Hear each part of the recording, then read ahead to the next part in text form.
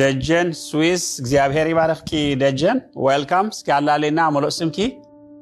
ዘለኽ የቦታን እንደገና ምስክርነትክን ስሜ ደጀን ይባሃል ኣብ ስዊዝ ድማ ይቕመጥ እግዚአብሔር ሰናይ ባሕቂ ኣንኻ ብህይወት ምህላወይ ወላስ ምስክር እዩ ማለት እዩ ኣብ ስጀፋን ምህላወይ ጥራይ ዘይኮነስ ብህይወት ምህላወይ እውን ምስክር እዩ ናተይ ማለት ብዙሕ ነገር እዩ ከምዚ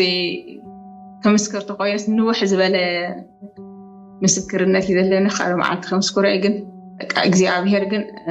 ኣብዚ ሓፂር ግዜ ዓብ ነገር ሰናይ ነገር ገይሩለይ በቃ እንሻሎ ንኣምላኽ ክብሪ ክህቦ መፅአ ማለት እዩ ኣብዚ ሓለፈ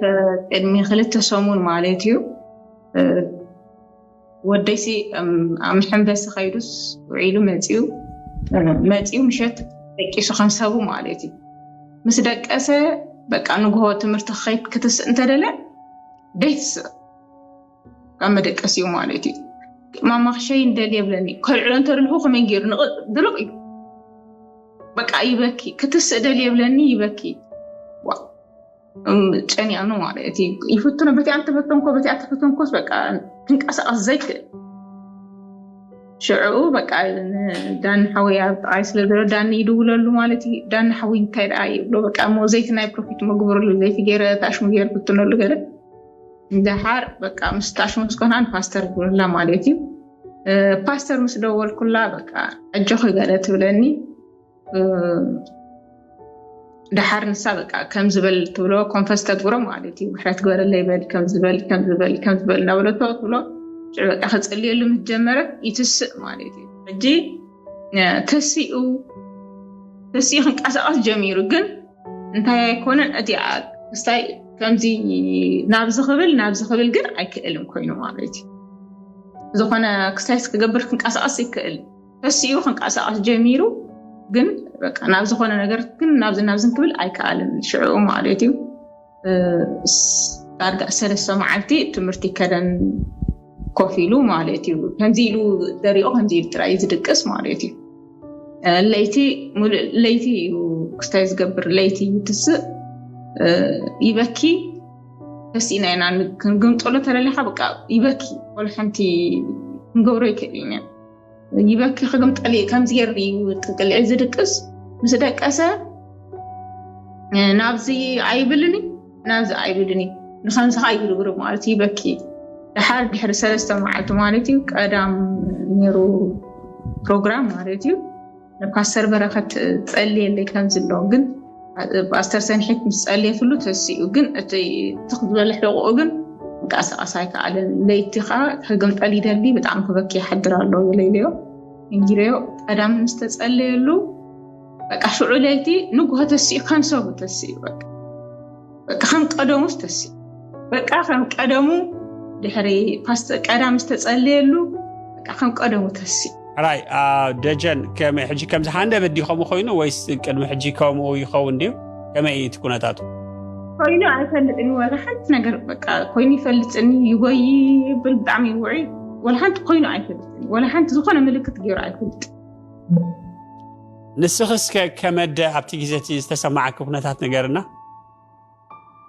وبدعم سنبيده مغنياتو كشاين دا يبلني ولا نخشاين كالعلي من العالسيني ولا نخشاين سي كما يجري أقول لك خشاين اللي بكي كما يجري أمو كالعلي ولا نعيس بدعم سنبيده مالت شعوب نجوه ينيرو نتمرت خيري اللي يختص دالي 10 شهر فرقاني ينيرو بقى ولا حنتس كجورة سايكا الكل مالتي بدعم سنبيده مالتي جن كم زخولة تسأل إحنا زحابو ناس بقى ريفرز بحال بقى رداني نقول سب مهلا ولا أنا مالسي نايت مالت رايكم كون أنا مالسي أبي وتي ولا سي كندي حالي في مالتي مع دوكمنت يزلني زحسكوا مالتي فخياتو أجزيو زياب هرز جبر اللي نقدر كنا نقرلو إلى سيبز جوور كنا نقرالو مالسي دار جانا كمنا ودي زحالكوا بزح نقرالو ويتا أب ساعتنا بزيون جبر أي مالتي 5 كريه مالتي أجيجن أزيجن أنا ويتا كبر خهري إلى لو ما عندي نتيه مالسي أبي وتي ولا كمزو ودي زحالكوا بزح نقر دخيبة جن ريفر بحالو ዘብል ከም ዝኽሎ ንጻነፋ ይኽሎ ጻነፋ ዝሓውና ማለት እዩ በቃ ርዳኣኒ ንብሎ ሓግዘኒ ንብሎ ሰብ ስለ ዝረከብና ክብርን ያ ኣምላኽ ይኹን ክብሪ ማይሰብ ኢየሱስ ማለት ሰብ ስለ ዝሃበና ሰብ ስለ ዝሃበና ምክንያቱ ሲ ከም ዝኽሎ ጸንሐ ዝሓውስ እንታይ ከም ዝገብር ኣይፈልጥን እዩ ንሕና ግን ሰብ ረኺብና ማለት ነቲ ሰብ ዝሃበና ኣምላኽ ክብሪ ንዑ እዩ ክብሪ ድማ ይውሰድ ደጀን ምናልባት እስከ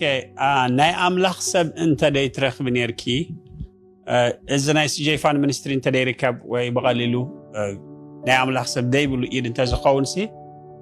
ከመይ ምኾነ ኢልክ ትሓስቢ ምክንያቱ ኩነታቱ ንስኺ ስለ ትፈልጥዮ ኣብኡ ስለ ዘለኺ ከመይ ምኾነ ኢልክ መሓሰብኪ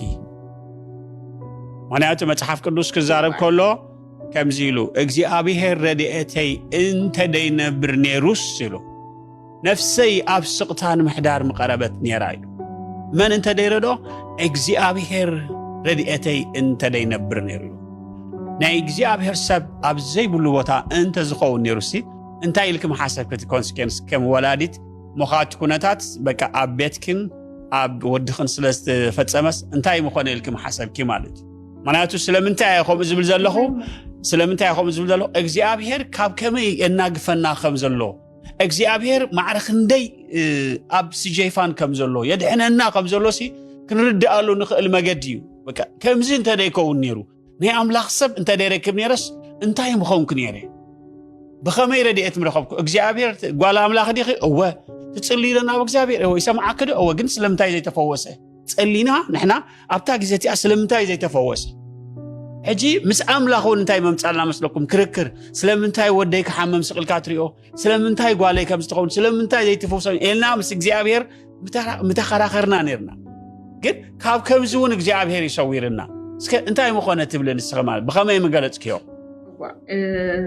ማለት ሰብ ተዘይህልወካ ሲ ሎሚ ማለት ሰብ ከመማራፅን ሕክምና እዩ ዝኸይድ ማለት ምክንያቱ ولا حدا قبرز قليل ما ت أنا سي كتيني ولا قدموسي زي تجارة قال جارة تشمس كم سبز قبرز كتيني ما رتي زي تجارة وداريزل قال تشمو جارة كم ورحنت لو تزنت سنة قريب شعبك أسم بيره باسر متألف المستسس سندل ندال مسكرك أبد عمي أسم بيره ما رت مخني عطوس وكيدو قالي ولا نعم باستر كيدو قالي ده أسم بيره قلنا بي مخاطبو حكمنا أفريد حكمنا هنت أنكو قبرو أنت يومو ندعي أيفلو تكون مالتي مفتحقن بقى نقويو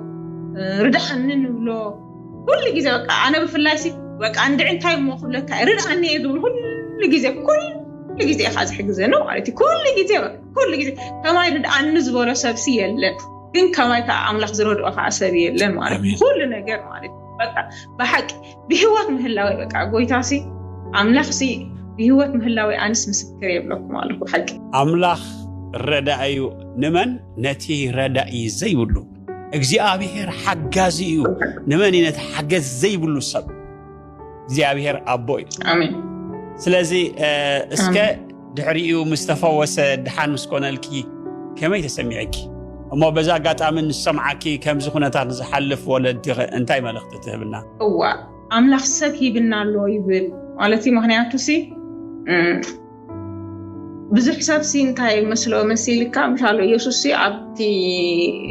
أبعدو سي انتاي قبرن تأمبراي قبرين انتاي إسا ود داويت اندي إزدات ود تقرب انتايت اندي بلوان يرو مخنياتو يسوس بأكالو مكالو مالتي أجي سب انتاي مسلو نتسب نبروفيت يمانس نتسب زخوانا نقر سيوري او مالتي قن أبتوش تزالو سب سي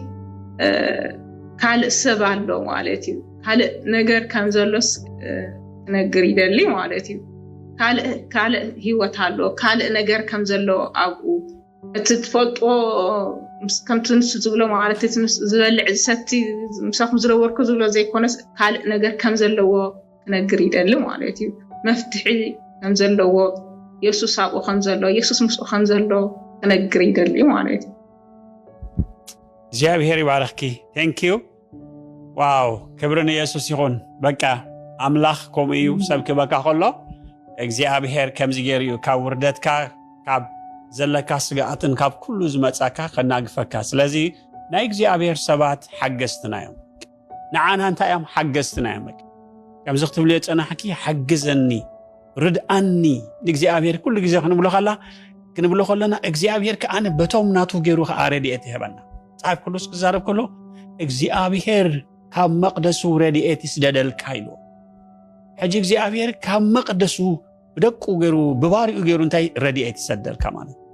ኣብ ህይወትኪ ጥዕምኪ ሕጂውን ኣብ ወድኺ ረድኤት ኣምላኽ ጥዕምኪ ንኣምላኽ ስብሓት ይኽኖ ዋው ታንክ ዩ ጂሰስ ኣቦ ክብሪ ንበካ ኣለና በቃ በዛ ሰዓት እዚኣ ስምካ ይባረኽ ኢድካ ነዚ ኩሉ ስለ ዝገበረቶ ታንክ ዩ ንብላለና እነሆ ሕጂውን እነሆ ኣብዚ እንዳ ዳንኤል ፋሚሊ እግዚአብሔር ኣብዚ እንዳ ደጀን ዝኾነ ነገር እግዚአብሔር ኣቦ ካብቲ ዝነበረ ናይ ወዶም ሕማም ፈውስ ስለ ዝገበርካሎም ስለ ዝፈወስካሎም ካብ ስግኣትን ካብ ፍርሃትን ምንጋፍ ስለ ዝገበርካሎም ስምካ ይባረኽ ብሩኽ ኢኻ ንስኻ እግዚአብሔር ንባረኸካ ኣለና ስለ ዝኾነ ነገር ኩሉ ስለ ኩሉ ነገር ኣብዚ ሚኒስትሪ ትገብሮ እግዚአብሔር ኣቦ ስምካ ይባረኽ ክብሪ ኩሉ ፍግም ኢልና ንዓኻ ንህብ ኣለና ታንክ ዩ ንብለካ ጂሰስ እግዚአብሔር ይባርኽኪ እግዚአብሔር መጎሱ ይሃብኪ እግዚአብሔር ጸጋ የብዛሓልኪ ብሽም ኢየሱስ ክርስቶስ ካብ ክፉእ ዘበለ ሁሉ ይሰውርኪ ካብቲ ብስምኪ ዝድገም ዘበለ ብስምኪ ዝወፅእ ዘበለ መጻወድያ ናይ ጸልማት በኢየሱስ ክርስቶስ ያውስ ምስዋር ይኹነልኪ ደም ኢየሱስ ክርስቶስ ኣብ ኣየራትኪ ጽቡቕ ሕልሚ ይኹነልኪ ኣብ ምድቃስኪ ላይ ጸልለኽ ብሽም ኢየሱስ ሕልሚ ይብዛሓልኪ ራእይ ይብዛሓልኪ ኩሉ ናይ ጠልቂ ምኽሪ ብሽም ኢየሱስ ይነቐል በኢየሱስ ክርስቶስ ስም ዝተነቕለ ይኹን ኣብ ልዕሊኺ ዝወፅእ ኣዋጅ ብሽም ኢየሱስ ዝተገልበጠ ይኹን ብጎይታ በኢየሱስ ስም ዝተገልበጠ ይኹን ንዓኺ ግን ምክንዋን ይኹነልኪ ምስላጥ ይኹነልኪ በቃ ራእይ ይብዛሓልኪ ሰማያትኪ ይከፈት መርገም ይሰበር ኣርዑት ዘበለ ሁሉ ብሽም ኢየሱስ ዝተሰብረ ይኹን in Jesus name thank you Lord እግዚአብሔር ይባርኽኪ ደጀን ለዝቻቸው ዘመን ለዝቻቸው ጊዜ ቅርት ይበሉና ዘላለም እንጂ ይዙ ጌታን እንጂ ጌታን ነው ይዙ ጌታን እንጂ ጌታን ነው ለዝቻቸው ዘመን ለዝቻቸው ጊዜ